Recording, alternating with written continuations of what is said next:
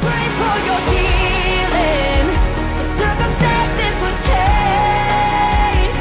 I pray that the fear inside would flee in Jesus' name. Saint John Vianney says, if you invoke the Blessed Virgin when you are tempted, she will come at once to your help and Satan will leave you. Welcome to another episode of Healed, Whole, and Happy. I am your host, Viannie Montero, and today I would like to welcome our guest, Mr. Zachary King, who was once a leader for darkness, but through the intercession of the Blessed Mother, he is now a warrior for Christ. Welcome, Mr. King. Thank you for having me. So tell us a little bit about your story, about your conversion story, and how you came to be a powerful warrior for God. Well, the short of it is that you can't turn down the Blessed Mother. You know, when she rescues you from hell, from darkness, and says, I need you to help me end abortion. Okay. You know, and prior to that, I'd done 146 assisted abortions. How I got started in all this, when I was 10 years old, or by the time I was 10 years old, I had seen every horror movie that existed at that time. Now, this would have been 1976. So The Exorcist, I think, came out in 74. I didn't see it at the theater, but you know, soon after it was in the homes, and I had seen that. I had read the book prior to the movie coming out, and that should have scared me, but supernatural things like that fascinated me. I just thought those things were the most amazing thing in the world, you know. And if that was true, I was fascinated by magic. If that were true, I'll bet that girl could do magic. You know, I wanted magic to work. I wanted magic to be, to me, magic was the be all end all of everything. You know, it seemed like God made the world in 7 days and he used magic to do it. You know, and, you know, there were people like Doug Henning who did illusion and, you know, or I can't think of the other guy's name, but David Copperfield. And David Copperfield could do really good magic, but, you know, is this something I could do? And I asked my Baptist preacher and my parents, is magic real? Is that something a normal person can do? So at this point, you're going to a Baptist church. You Yes. were going to church with your parents. Yeah, use that term loosely. My parents were devout Baptists, which means they never went to church. They sent me and my brother. And my dad would tell me things like, if you tithe, God will reward you and give you your money back. But my dad didn't tithe. And if you ask him why not, he said because he couldn't afford to. He also told me that if your business was only open 6 days a week, if you closed on the Sabbath day, God would reward you. But my dad's business was open 7 days a week. And when you ask him why he doesn't close on the Sabbath, because he can't afford to. So he's telling me, if you do these things, God will reward you, but he doesn't trust God enough to do them himself. So, and I tell that to parents, you got to watch out what you tell your children, because your children will listen to what you say, but they're also going to watch what you do. And it's not what you say that changes your child's opinion. It's what they see you do that changes their opinion. If you're saying you're not allowed to cuss, but you cuss, or you're saying they're not allowed to look at porn, but you look at porn, they're not listening to what you're saying. They're watching what you're doing. Right. And that's what they're going to do. That's what's going to lead them down the right path or the wrong path, is watching what you're doing. Because if you're doing it, then it must be okay for them to do it. So my parents didn't go to church, and they sent me and my brother. And my Baptist preacher says, no, magic is not real. There's no such thing as magic that a person can do. And my parents said the same thing. Now, oddly, there's 33 verses in the Bible that tell you not to do magical things. Right. Why would God tell you not to do something if it was impossible to do? Like, if thou shalt not lie wouldn't be in the Bible if it was impossible to tell a lie. If you couldn't kill somebody, thou shalt not kill wouldn't be there either. You know, these things would be like, you know, it's like there's no sign on the street that says do not drive 800 miles an hour. No car can go 800 miles an hour, but they can go 55 or faster. So we put a speed limit up that says speed limit 55. But because no one can go an impossible speed, those impossible speeds aren't listed. Well, if it was impossible to do magic, you wouldn't have 33 verses that tell you not to. And you're thinking that must be mildly important for him to say it 33 times in 33 different ways. So they missed those verses. The Baptist preacher and my parents missed those verses. And so they told me it was impossible. But now, from my perspective, I'm 10 years old. I've asked my dad questions in the past where he told me the answer. And then later I would find out that he was wrong. And I didn't know if he was wrong because he lied to me and told me the wrong answer to mislead me, or if he just didn't know and thought that he knew and he gave me the wrong information. But I would catch my dad in those things where that he would swear something was one way and it turns out he was wrong.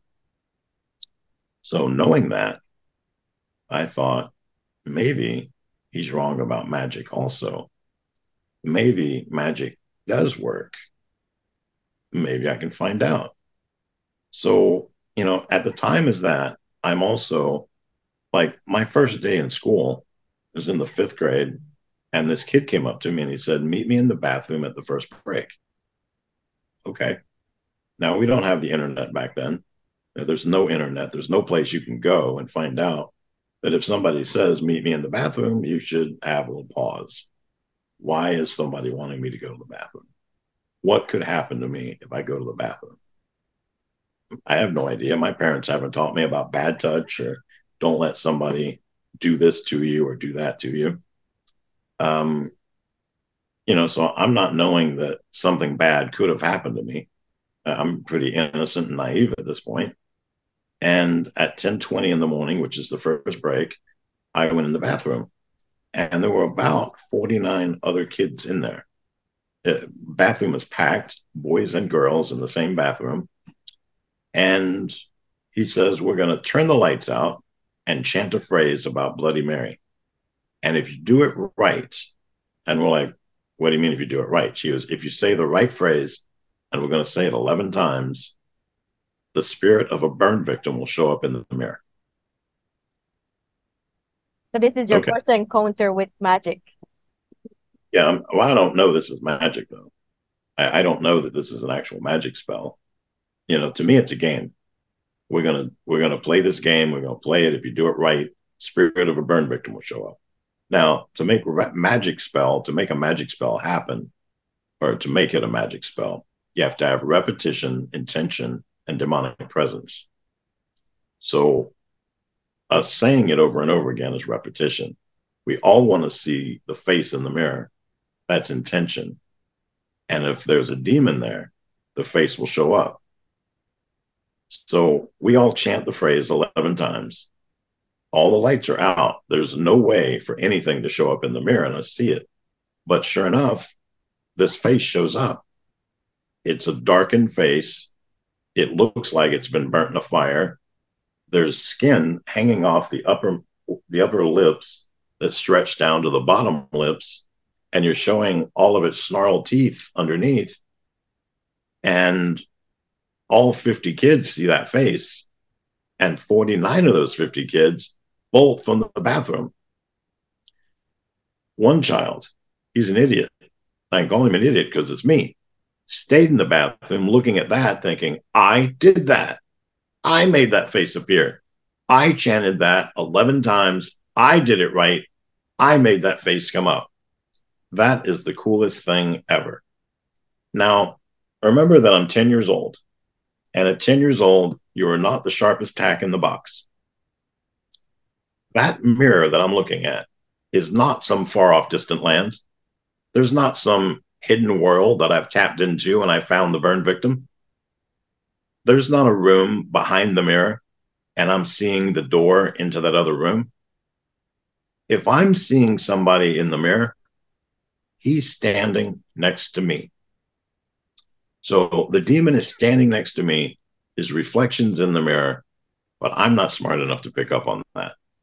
I just think I did this. And then eventually we had notes sent home because kids got really hurt, like broken arm, broken leg hurt. And so notes were sent home that said if your kids were caught playing this game at school, they'd be suspended for 3 days. And I had to take that note to my dad in the den. And my dad usually just took the note, signed it, and handed it back to me. He didn't care what it said. But this day, he decided he would read it. And he reads this, he gets anger all over his face, and he asks me in his normal loving tone, "Have you been playing this game?" And being terrified of my dad as I was, I told him the absolute truth. No. So my dad wouldn't get suspicious or kill me when I got suspended from school. Instead of me playing it at home or at school, I started playing it at home. But when I played it at school, I played it once a day. So I was pretty sure I wasn't going to get caught, but I wasn't going to take the chance. When I played it at home, though, I'd wake up in the morning and play the game, go to the bathroom, play the game, wash my hands, play the game, brush my teeth, play the game, go out and have breakfast, come back, brush my teeth again, play the game, get ready to go, brush my hair, get ready to go, get dressed, walk back. I had a bathroom in my room. So I just kept walking in there, turning off the light, playing the game, see the face every time. Didn't communicate with me, didn't say anything, always the same face. And I just kept doing it. And then when I got home from school, I'm playing it again multiple times a day.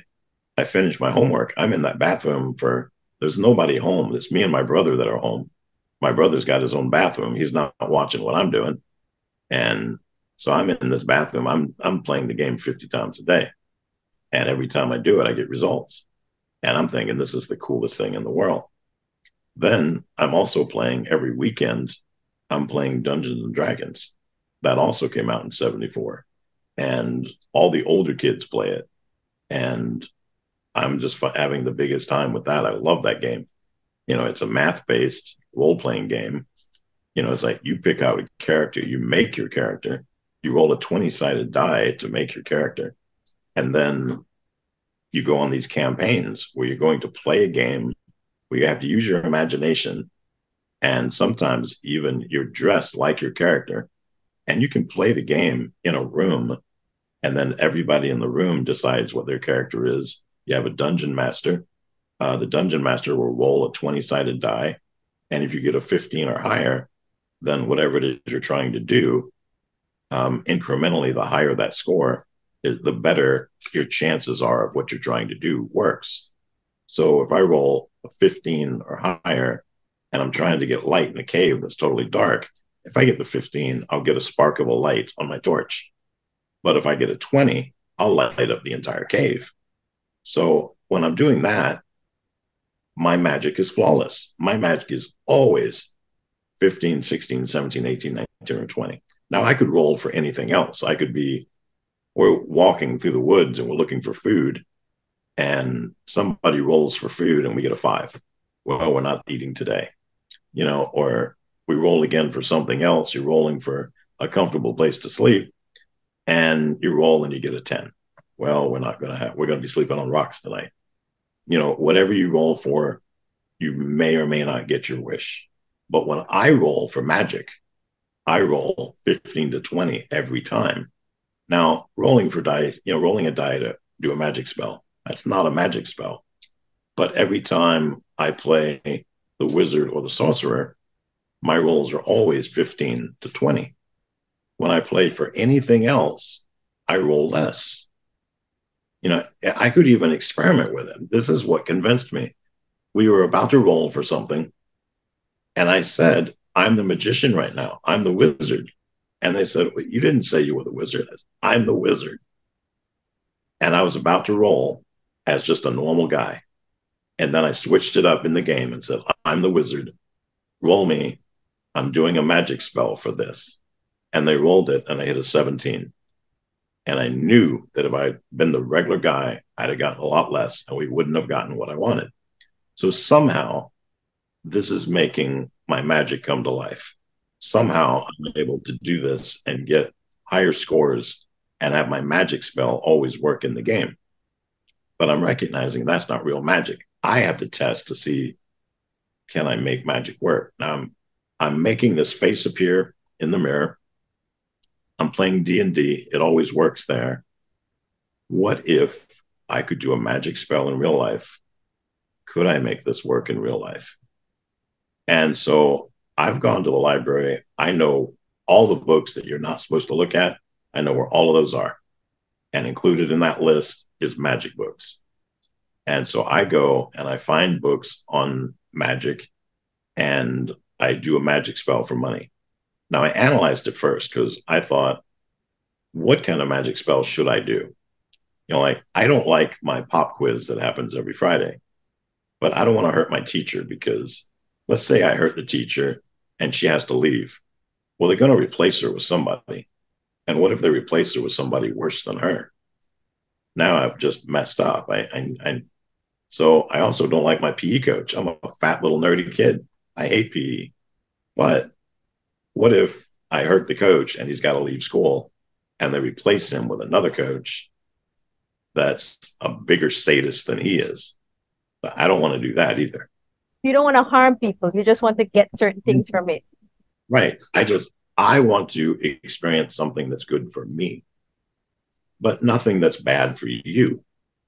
So I decide a spell for money. Somebody loses cash, somebody finds cash. I find it, I'm golden. So I did a spell for money. Now, this is 1976. Candy bars are 15 to 20 cents. Comic books are 15 to 20 cents. Penny candy is a penny. So even if I found $1, I could get 100 pieces of candy. So I do the spell for money, not knowing is anything going to happen from that. I don't know, but I'm willing to give it a shot. That was a Friday night. Saturday, I go out and I'm playing. And I found we had just had a tennis tournament in town. And I found a can of tennis balls. Well, that's a score. I don't play tennis, but I do play with tennis balls. And I took that home. And when I got home, I noticed that there was 3 tennis balls in it and a $5 bill in it. That's 500 pieces of candy. Score for me. But could have been a coincidence. Somebody had to find that.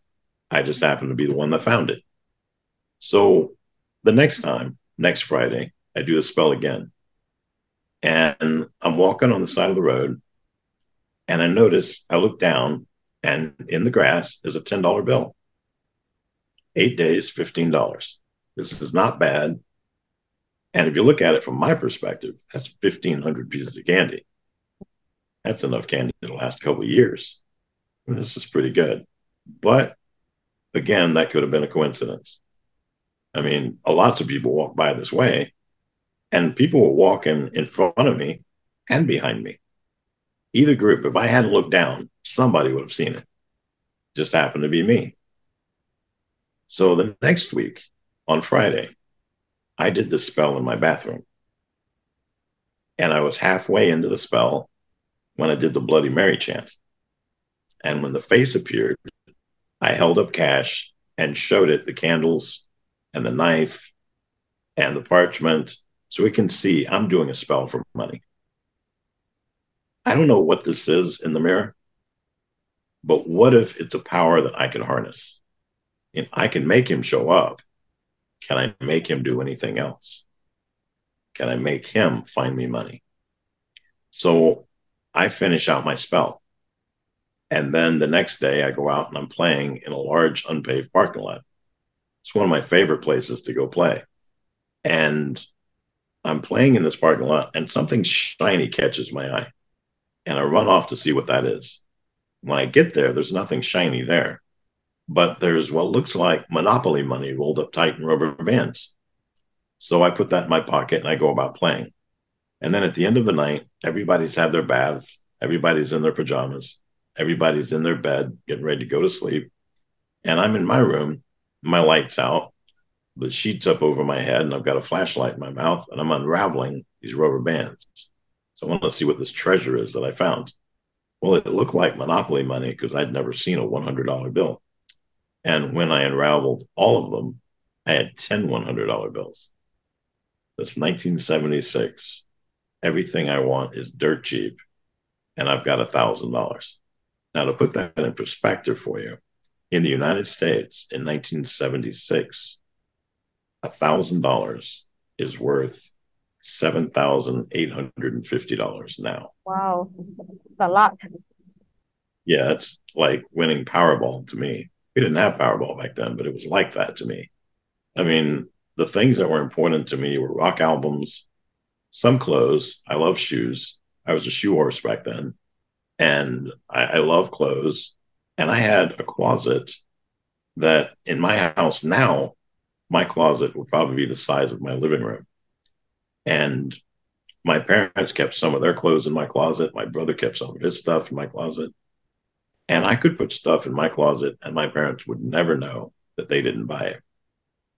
Plus, I went to the local Goodwill because Goodwill had like awesome boots and shoes for like a quarter, leather jackets for $5, sometimes less, shoes, shirts for like 75 cents, and pants for like 75 cents. And I could buy anything that, if I had $5, my parents would let me go into Goodwill and buy whatever I wanted. You could buy an album for a dime. So if I found, 25 albums that I wanted to buy, I could buy them there. And my parents wouldn't know that that's where I got them, or if I got them from a regular record store, they wouldn't know. If I happened to, I got an allowance, I had to work for my allowance. It wasn't like I got free money from my parents. But if I went somewhere and I worked, they would know how much money I had. So they think I'm worth $1 or $2 or $3, but instead I'm worth $1,000. And I would go to Goodwill and buy whatever it is I wanted. They didn't check the receipt. They didn't know how much I bought or how much I spent. So I'd come home with, 10 pair of boots or something. They wouldn't have any idea how many I had or what I got. And I would do this on a regular basis. I filled my closet with clothes they never knew. And sometimes I'd be wearing one of those jackets or wearing that pair of boots. And my mom would be like, "Where'd you get those?" Goodwill. Okay. She never asked questions. And she didn't know that I would go to the regular store to buy stuff. And they never asked me questions. They're just happy to get the sale. And so I'm buying all the candy that I want.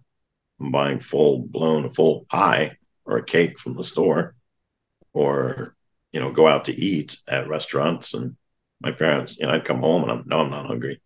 I'm not hungry because I just had a triple Whopper from Burger King, they didn't know that I went out and bought, or, went to the local pizza store and got a pizza. And, these are all things that I'm not allowed to have, but, I won $1,000. So I'm not going to keep this to myself. I'm going to get whatever I want. And, to me, I proved beyond a reasonable doubt that magic is real, that, I could do this every day for the rest of my life.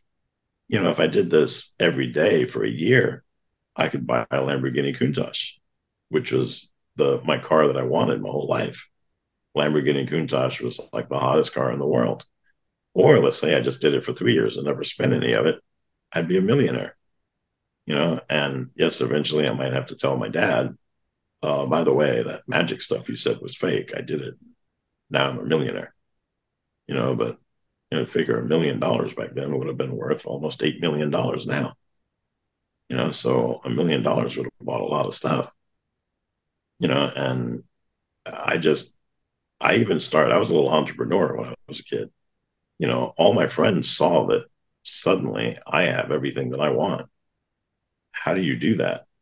Well, I can't tell you, but I can do it for you too. You just have to give me a percentage of what you get.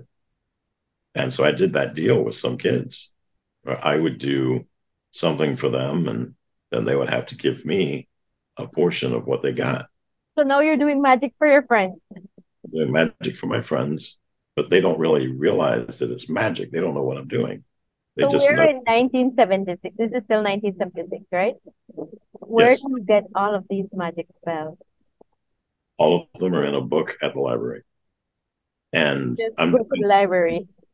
I did it, the books at the library, also the TSR gaming books for D&D. We had spells in there that you had for money. The makers of D&D went to Satanists and asked them for magic spells that they could put in their books to make the campaigns more authentic. So Satanists gave them real magic spells. There was a real magic spell in there that was a death spell, and there was also spell for light and a spell for finding things, but there was a spell in there for finding money. So I got my finding money magic spell from a TSR gaming book, and also from the magic book in the library. Wow, so parents, be aware of what your children are playing, the games that you're playing, because this is a game. Dungeons and Dragons, it's very popular. Right. And also be aware of who your friends, who your kids' friends are, because friends are very influential in what your child does. Remember that there are topics out there that you as a parent are uncomfortable with telling your child about. If your child asks you a question about sex, you may not want to answer it, and you might be too shy to say what it is that he wants to know. But remember that if you don't tell him, one, he's going to go ask his friends who are just as dumb as he is. So you're going to get incorrect information. An example of that is that a parent told me that she overheard her daughter's friend tell her, if you get pregnant, put a postage stamp over your belly button, and that means the baby won't be able to breathe and he'll suffocate, and you won't give birth to a live baby. It's like, that is so far off the beaten path of truth. But this is what this little girl was told. So she was passing on this misinformation. But your kids are either going to ask their friends who are just as dumb as they are, or they're going to look up the information on the internet. And we all know that the internet only tells the truth every single time. They only say Catholic truth. They do not say any of that. And your child is going to look up a sexual question on the internet and find porn. He's going to find images. And, once those images go in your head, you can't get them out. It's like they're there permanently. My example for that is, and I've used this in talks that I've given. When I was in junior college, I learned about a mathematical problem called the quadratic equation. And when I learned it, everybody was having a hard time with it. And I kept working on it until I found the formula they gave us to figure out the answer didn't work for me. But I found my own formula. And if I used my formula for the quadratic equation, I could get the answer every time. And I could get it faster than anybody else using the actual method. So my teacher had me teach the entire class for like that week. He had me teach how to solve the quadratic equation using my formula. And once I got everybody up on that formula, we had it down. We could do it. It was so easy. And when we first started that class, it was like, I'm never going to learn how to do this. This is too hard. So I learned it so well that when I graduated junior college and I went off to the university, we were heavy duty drinkers and partiers. And we had a dry erase board in our apartment. And I would put up on the board a quadratic equation, and then I'd put a bowl there for anybody that wants to solve that. Put $10 in the bowl, and it started off with like $20 in the bowl. So you put $10 in there and try and solve it. If you solve it, you can walk away with $30. So then somebody else would walk up and try the same thing. And by the end of the night, there's $500 to $1,000 in that bowl. And then I would walk up, put $10 in the bowl, and solve it. And I'd get $500 to $1,000. And I did this almost at every party.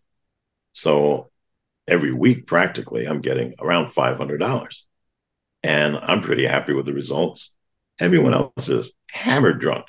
They're not even aware. They don't even remember that they put $10 in the bowl, or $20 in the bowl or $50 in the bowl, thinking that they're going to solve it and they're going to get the money. But these people don't know how to do the quadratic equation with the formula that I know to use, where you solve it just like that and I've got the money. And, I'd wait till the bowl was full. And again, these people in the morning when they wake up, all they know is that I thought I had $10 on me and I don't have it now. I don't know where it is.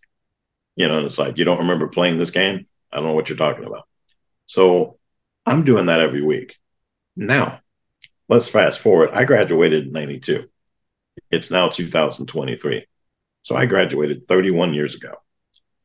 If you held a gun up to my head and showed me a quadratic equation on the wall, I am going to die because I have no idea how to solve that.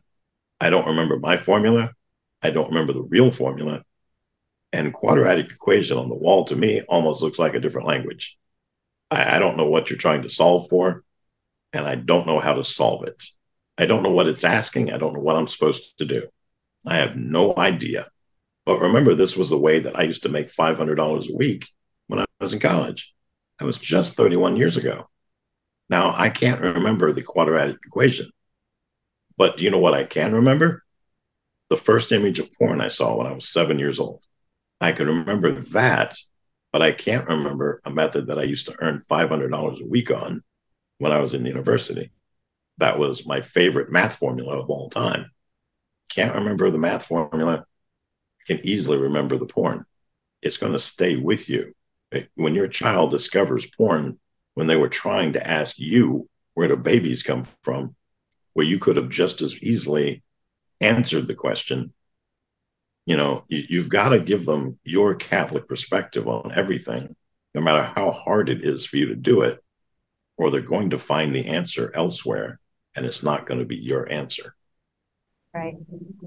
Thank you for that, Mr. King. It's very important for our viewers, especially parents who are watching right now, to know the effects of porn, especially that it's destroying our children. It's grooming them from their small, and with internet, with access to internet on their phones. They come home from school, they use the computer for homework, and with Discord and the chat groups everywhere, it's just Right. out there. It's out there for all our children.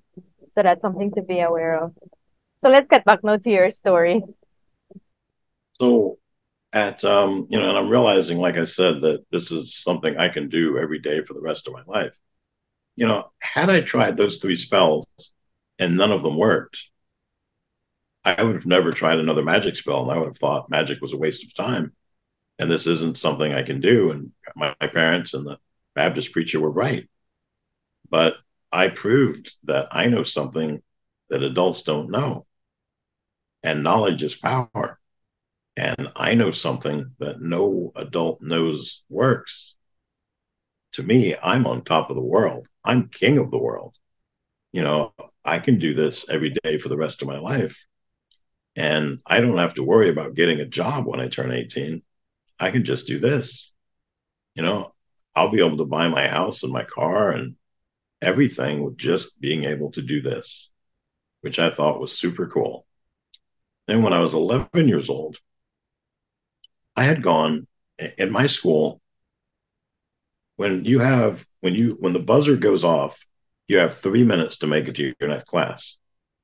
So my next to the last class of the day was PE, which is on the far side of the building. It's a fairly large, middle school was huge. And so your PE is outside on the far side of the building. When that bell rings, you've got to go inside. If you have time, take a shower, but you normally don't have time. And get dressed, change your clothes, and run to your next class. You still have 3 minutes, same as everybody else, to make it to your next class. And if you make it to your next class and you're in shorts and a t-shirt, then you're going to be given a restriction of some kind, like detention or something like that, and sent back to the PE room, change your clothes, and come back in the clothes you're supposed to be in. So most likely, just don't play PE, really, and play it in your regular clothes, because you don't have time to change. And you also don't have time to go to the bathroom. So I showed up in the classroom. I had to go to the bathroom. I raised my hand, and the teacher was like, "What do you need?" I said, "I need to go to the bathroom." She's like, "You had 3 minutes in between classes." I said, "But I was in PE outside." And she's like, "Why didn't you prepare better?" I said, "Oh, you wanted me to defy the PE coach and just walk inside?" I said, "I can't do that. You can't ask if you can go to the bathroom. He won't let you." It's like, you have to go to the bathroom between the class before PE and PE. Because once you're out there, you're outside for the hour and you're out there till the buzzer goes off. And then you've got to haul butt across the building to get to your next class. So, in my last class was a math class. So I told her I didn't have time. So she hands me a hall pass and tells me not to dilly dally, not to take my time. Just do what you go in there to do and come back. So I go down there. When I enter the bathroom, I'm the only one in there, but I can hear a noise like somebody's in there. But I look underneath and there's no feet on the bottom of these stalls. So there's nobody in there, but it sounds like there's somebody in there. I can hear somebody breathing and they're breathing really hard. And so I'm like, I don't know, should I go in there or not? So I walk to the first stall and I open the door, nobody there. I walk to the next stall, open the door, there's nobody there. I walk to the next stall, open the door, there's nobody there. I've got one stall to go. It's a handicap stall. I'm kind of like breathing hard to myself. Now it's like, it sounds like there's somebody in there. I looked underneath again. There's no feet down there. All right. So I opened the door again. There's a woman. She's a teacher. And she's sitting on the toilet. And she's got her feet pulled up onto the toilet. So she's sitting like Indian style on the top of the toilet. And she tells me to come in and lock the door. So I did. I came in, I locked the door. And then she sexually assaulted me. What age were you this time when this happened? 11. 11. Wow, very young. I don't know anything about sex. And she tells me that I enjoyed that I wanted to do it, and this was my idea. And that if I tell anybody, I'll be expelled from school and I'll go to prison and my parents will disown me. And then she made it sound like I would be out of prison in the same year. But once I come out of prison, I'll have to get a job because I won't be allowed to go to school. So she helps me get dressed and tells me now I have to go back to class and that I can't tell anybody what just happened. So in 1977, nobody heard about cases like this. These things didn't happen. Now, in the United States, we hear about this kind of stuff like once a month. All the time. All the time. It's a regular occurrence. You're always hearing about something like this. And, it's just a regular occurrence these days. But back then, you heard about it with a male teacher and a female student, but not the other way around. So I felt like I'd have been laughed out of school if I said anything to anybody. Plus, I'd end up going to prison because I enjoyed it, and I'd be expelled, and all these other bad things would happen. And at 11 years old, I wasn't ready to have a job. And, let's also consider she's a teacher. Why would she lie to me? Obviously she's telling me the truth because she's a teacher. So I go back to my room. Now, keep in mind that I didn't go to the bathroom while I was in there. And I was in there longer than I normally would have been because I was just coming in there to pee, but I didn't get to. So I go back to my room. My teacher makes fun of me and asks me if I enjoyed myself in the bathroom, which made me wonder, did she know what just happened to me in the bathroom? Or was she commenting on thinking that I just had diarrhea for the last half hour? And so I told her, no, I didn't enjoy it. And she's like, well, you must have enjoyed it. You stayed down there for over a half an hour. So the whole classroom laughs at me. And then at the end of class, this is the last period of the day. So now it's time to go home. I still have to go to the bathroom, but I'm afraid to go to the bathroom because what happens if I go to the bathroom and she's still in there? So I don't want to be attacked again. So I walk home and I still have to pee really bad. And I don't make it home. I pee on myself. So when I got home, I put all my stuff in the dirty clothes hamper, worried that my mother is going to discover that and make a comment about it. But she never did. She never said anything. And then I took a bath that night in the hottest water I've ever sat in because I wanted to clean myself from what happened.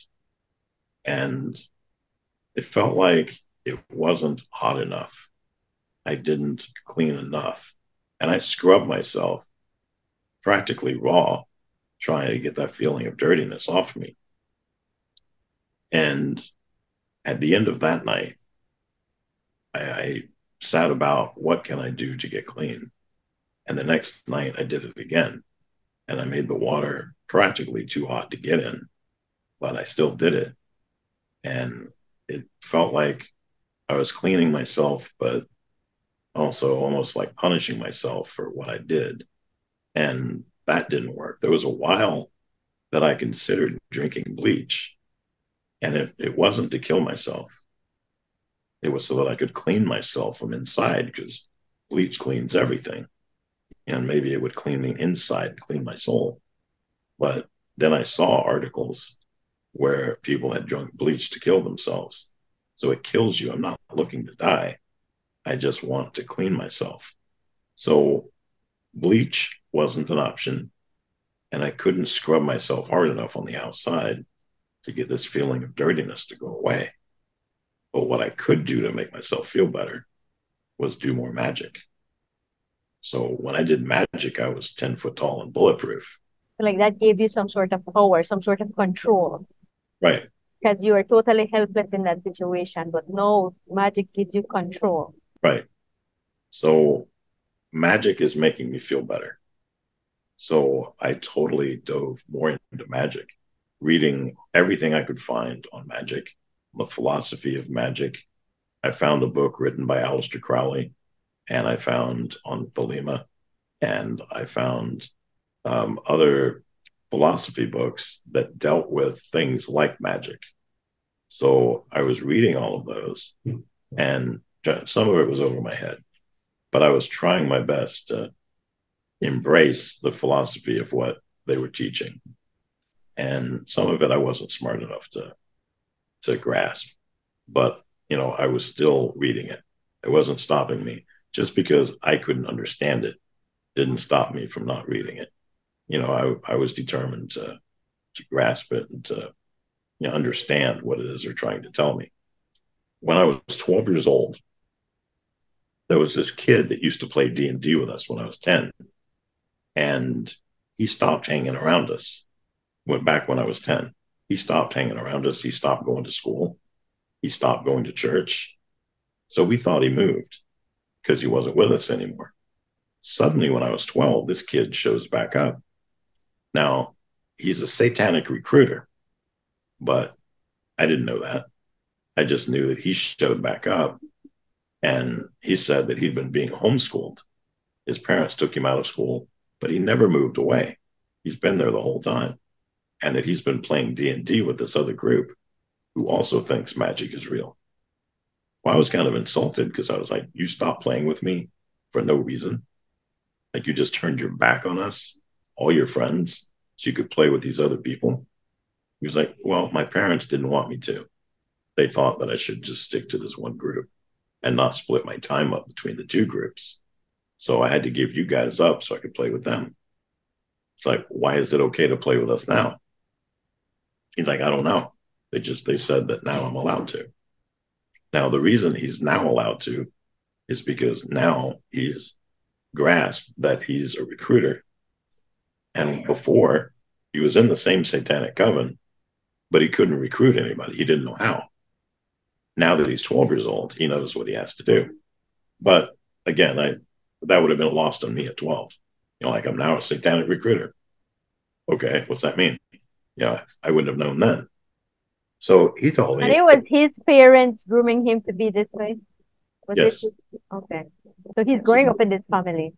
Right. That as much as going to school every day and then going to church on Sunday is normal for me, he's growing up in a satanic family, and everything that's happening in the satanic family is normal for him.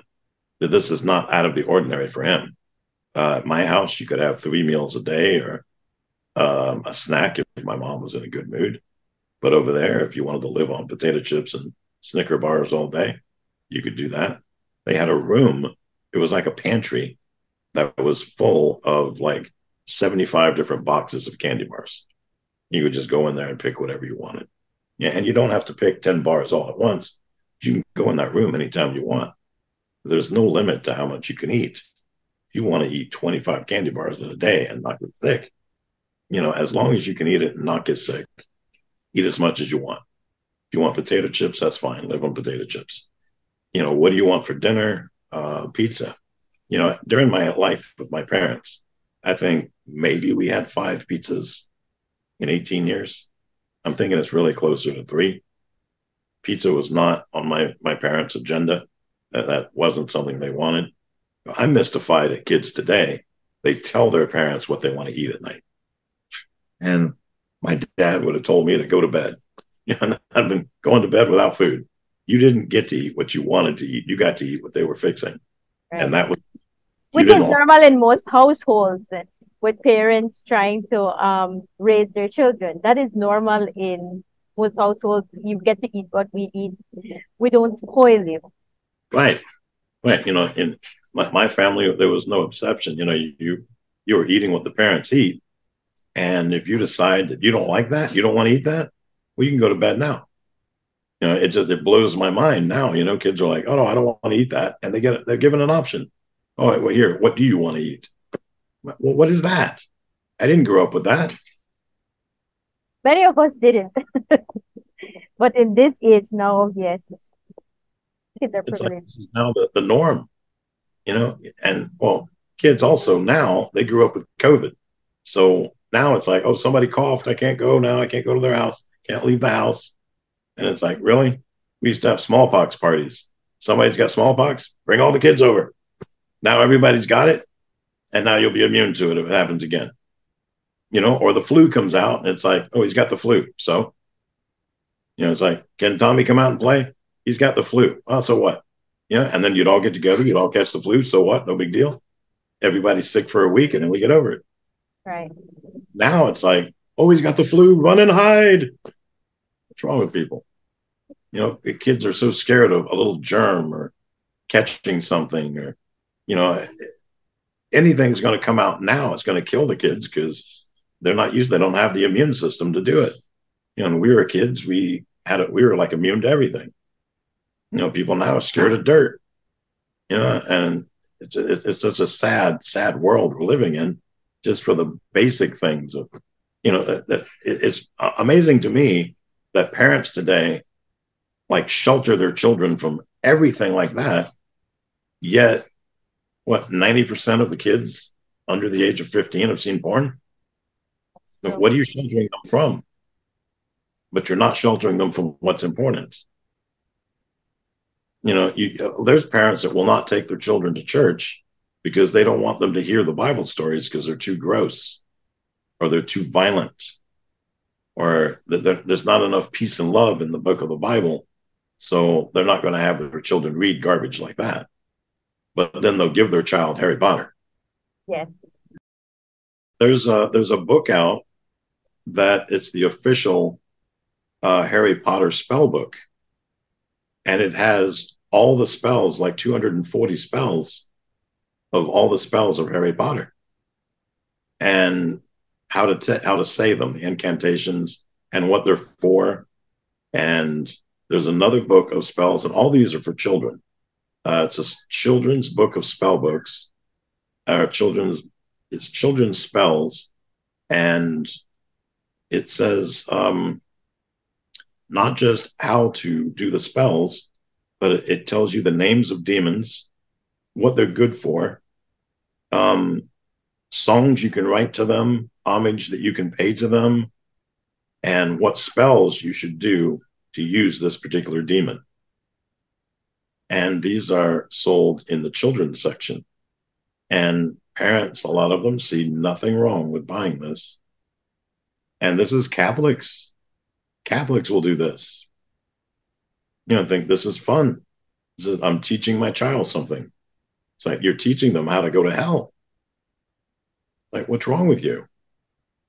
When Judgment Day happens, and all of us have it, there's no escape. But when you have it, and you're standing there before God, and you have to account for everything you did and didn't do, you're going to have to account for all of these people that are going to hell because of you. It's like, you're the one that gave them these books. You're the one that told them it was okay. You're the one that encouraged them to do it. To be held accountable for it because we're Right. the ones who influenced and allowed it. I do not wish to be in hell because, not just because of what I did, but because of what I didn't do.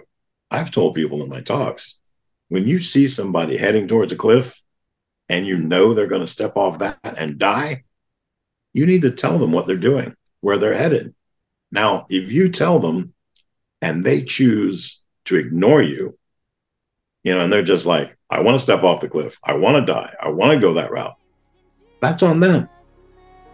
But if you don't tell them and they step off that cliff and die, that's on you.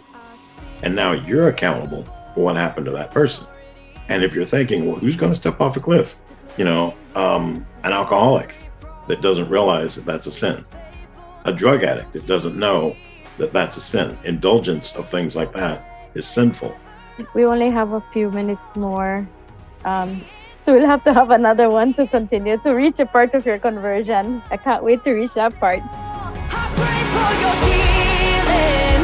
The circumstances would change. I pray that the fear inside would flee in Jesus' name. I pray.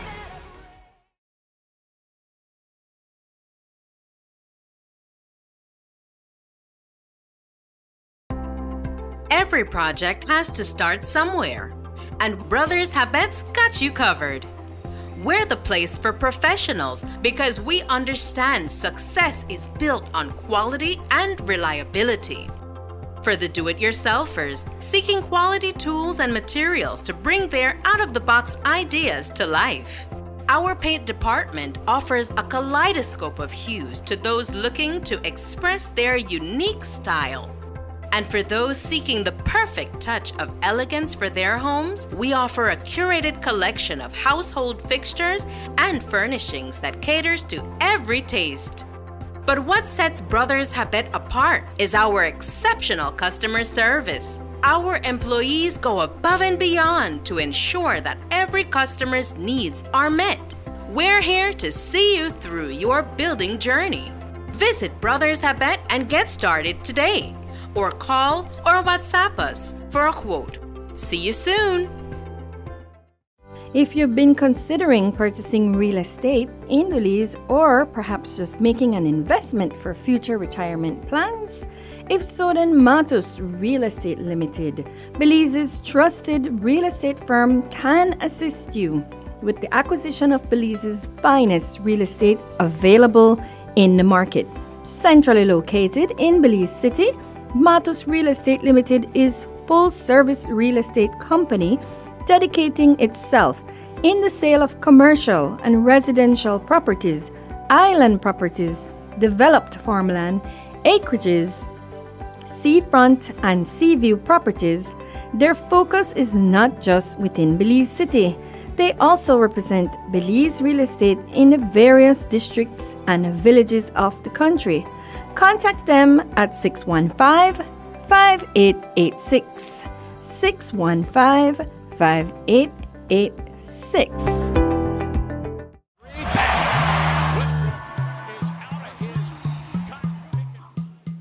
Babe, I'm going out to pay the water bill. You don't need to go out. You could pay it from your phone. Look.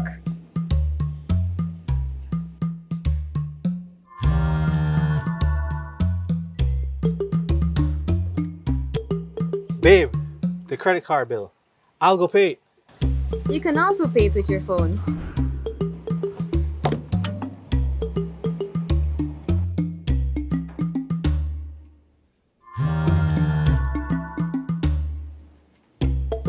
Babe, Yes, love?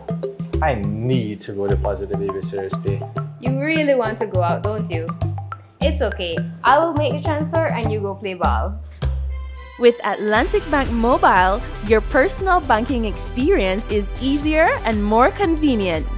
Bank your way with any of our digital channels and save time for what matters most. Atlantic Bank, building the future together.